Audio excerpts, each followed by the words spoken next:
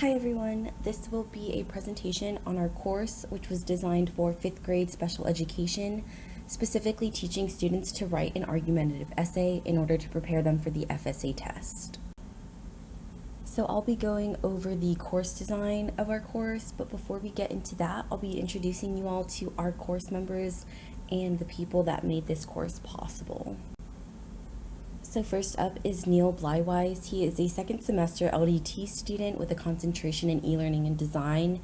He got his bachelor's in psychology from FSU and also has a master's in global sustainability from USF. He currently works for USF Health. A fun fact about him is he's traveled to 13 different countries in the last 7 years. Next is Gina Donofrio. This is her first semester in the LDT program with a concentration in e-learning as well. She graduated from USF back in 2016 with a degree in English education and has taught in Hillsborough County for 4 years. She currently teaches elementary school special education for an online school. Fun fact about her, she's currently working, getting her master's degree, as well as her yoga teacher certification all at the same time. My name is Alicia Kijichu. I am a first semester LDT master student concentrating in e-learning design. I graduated in the fall of 2021 with a bachelor's in PR and advertising, but decided to go a different route. Fun fact about me is I am a crazy plant person and have over 50 indoor plants. This is Allison Uzzle. She is in her last semester in the LDT program, who is also concentrating in e-learning design and development. She graduated back in 2015 with an undergrad in psychology from UCF. And a fun fact about her, she just had her first baby partway through the semester, and she is loving motherhood. So getting into the course design process and roles, for our process, we decided to align the course sequence required by Gina's school since we would be administering this course to her students. It was a synchronous class, so course was designed to be led by an instructor, and discussion boards were incorporated throughout each lesson. The roles of each member of our team: Gina facilitated the class as her entire class was involved in our course. She then recorded each class and sent it to all 3 of us to evaluate and reflect on, to see what we could do differently, how we could change things up. Because of school guidelines, Gina was the only one allowed to provide feedback to students. However, she did send us their samples for work, and we went ahead and practiced grading as well. Some course design strategies. We split our course into 4 different phases to kind of help reduce students' cognitive load. Gina provided scaffolding for students and led by example in order for students to first learn the content and then go ahead and practice on their own, which is a big thing to help students, give them the confidence to go forward independently. Our theoretical framework for our course was to emphasize the cognitive presence in the community of inquiry. This was accomplished by incorporating several class discussions throughout each lesson to create continual discourse both between students and between Gina and the other students. Students were constantly talking with other students and the instructor throughout the class time, both verbally and through the written discussion boards. So this is some sample content materials from phase 1, just like a learning PowerPoint that Gina taught the kids. Another example from phase 2 of why does organization matter. We wanted to keep the text and imagery to a minimal, just so students don't get distracted and they're able to focus on what's important. Again, here are just some more sample content from phase 3. We incorporated some knowledge checks just to make sure kids are paying attention as well as understand the material. And then phase 4, this was a video tutorial on how to edit skills, edit your writing, and just teaching different editing and revision skills. This is an example of a learner content assignment and activity. This was the informative essay outline. Students were given this to work through in order to prepare them to write their own argumentative essay at the end of the course. There were also other learner content assignments and activities throughout each phase. To the left, you see a your turn example where students would underline what kind of essay they'll be writing, and then in the one on the right, students would go ahead and underline the evidence that supports their claim. So this goes to help them practice taking a prompt and then unpacking it, as well as gathering evidence to create a great argument.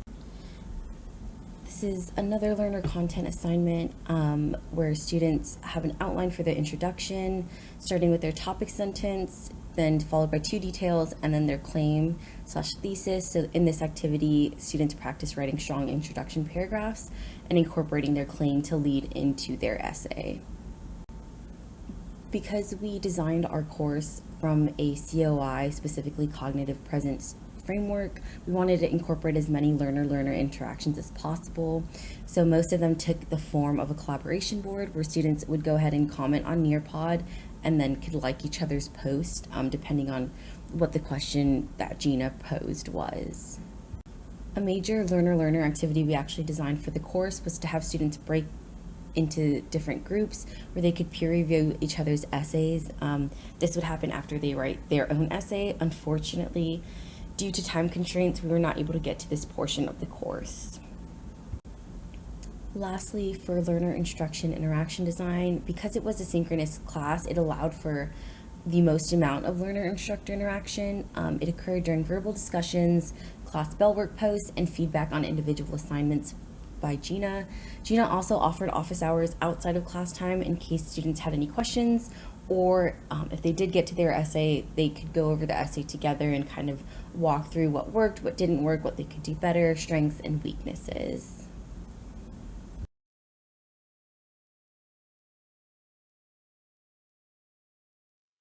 Because of the special needs of our population and the format of the course within the school, the students did not receive grades for their work in this course.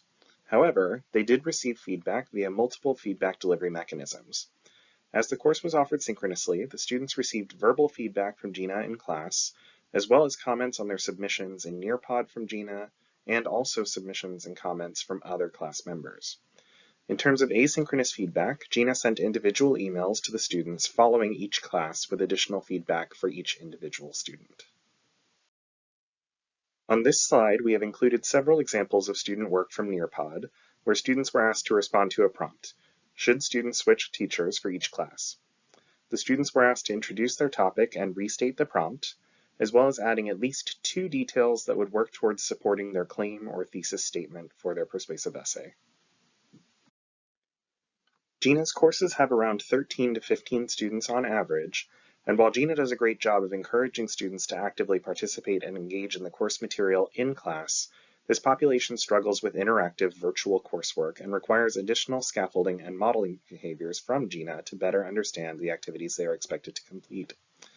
With that said, the students did manage to stay actively engaged in the class despite not having full participation in some of the Nearpod activities. Gina's school operates on a schedule where classes are offered 4 days a week, with Wednesdays off for students but open for teacher planning. Our schedule was intended that students would work through the 4 phases of our course material across the 2 weeks with 2 days for each phase. Unfortunately, the first day of our course implementation period, the school LMS crashed, so the first Monday was lost. However, Gina was able to make up for that time with the students and was able to get through the intended material for the first week, though with the students' difficulty understanding certain material, was only able to get through to phase 3 out of 4. All course sessions were offered synchronously, requiring Gina to be actively teaching the students and participating in instruction. Following the completion of the course, I sent out a student course evaluation. On this evaluation, I asked students questions like, do you feel comfortable writing an essay on your own? And what would have helped with your ability to write independently? I also asked them to rate on a score of 10 how comfortable they felt writing an essay out loud. It's important to note that 68% of the students on my caseload have IEP goals for independent functioning and advocating for themselves when they require help, so their level of independence is significantly lower than the general education population. Overall, students felt as though they would need more time and more practice on writing an essay independently, and also could use the help of an outline while they're writing. Overall, the thing that would have helped them the most with their ability to write independently would have been more time, more practice, an easier prompt, and less reading. Hi everyone, this is Allison Uzzle, and I will be taking over to discuss some of the reflections we had at the end of our course. The first thing I wanted to discuss were some of the struggles that we had during the implementation of the course. Gina, as the instructor, told us about a few of the issues she had. Some of the ones that we encountered were, first was we had issues with the learning management system at Gina's school. This did cause the class to be canceled for the day, which ended up delaying the start of the distribution of lesson 1. Another struggle that we had that Gina informed us of was an influx of new students. So at the beginning of this course design, she ended up having a multitude of students added to her roster, which ended up causing some issues with unfamiliarity of students and as well as some continuities of the lessons. Another struggle we had was with the students themselves. Given that this is a 5th grade ESE class, many of the students read at a 1st or a 2nd grade level, which really caused a difficulty with reading comprehension, where Gina needed some additional scaffolding and modeling for many of the students. This led us to have to go back and kind of rework the lesson and make sure that we were using vocabulary more to the students' grade level. And the last struggle we had was just some difficulty in participation. Now, many of the students did participate excellent during the entirety of the lesson. However, there are some students that just struggled to actively participate when watching the lessons. Some of these students either didn't want their camera on, didn't want to speak out loud, or chose not to participate in some of the live interactive lessons that Gina was directing. On to the more successes that we had during the course was one thing that I wanted to point out was actually a quote from Gina in one of her reflections. She had stated that one of the most positive experiences that she had was teaching the lesson, and one of her students with autism wrote a complete sentence for the first time in the school year. As Gina pointed out in her reflection, while it may not seem like a big deal to many of us, for a student with autism, writing even a sentence is a very challenging thing. So it really was just a wonderful thing to see. Another success we had really was just, we had a really good amount of adequate content for these students. The students really seemed to enjoy many of the activities, and the students showed success in gaining a new skill by the end of the lesson. One more thing that I wanted to add to the reflection was the design theories that we used throughout this course, whether it was something that was completely intentional or not. These are things that I noticed towards the end of the class when Gina was just showcasing her skills as a teacher. So one of the design theories that I noticed was Gagney's 9 events of instruction.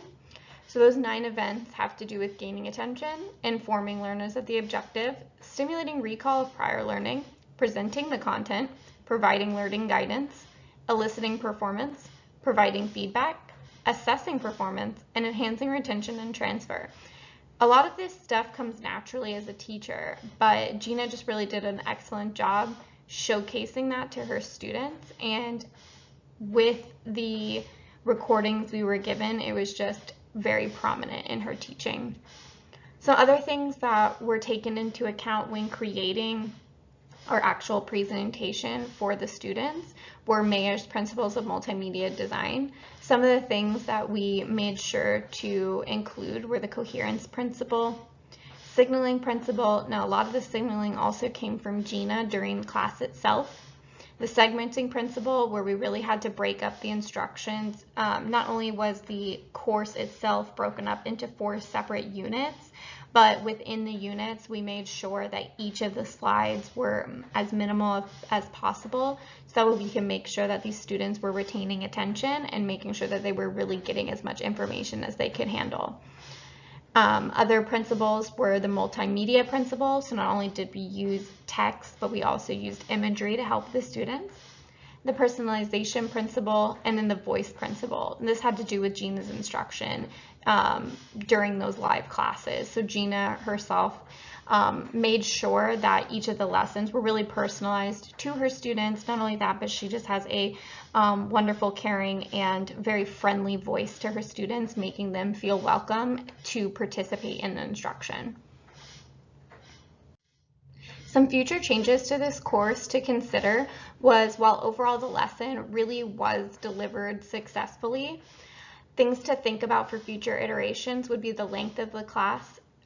Gina's class is very short at only 30 minutes each, and not only that, but she has to take time to do a bell ringer activity as roll call, as well as setting up those expectations that she has each class for her students to make sure that they are willing and ready to learn. The students' comprehension, as we stated earlier, was really just going back and rewording some text, maybe adding some more modeling and scaffolding for the students. And then last but not least, just setting those realistic expectations. Some of the students did a great job towards the end where they were able to write a paragraph or so, but really many of the students were unable to complete the full task of writing an entire essay, which we knew from the beginning was going to be challenging, but we thought we would present that challenge to our students and see how it went.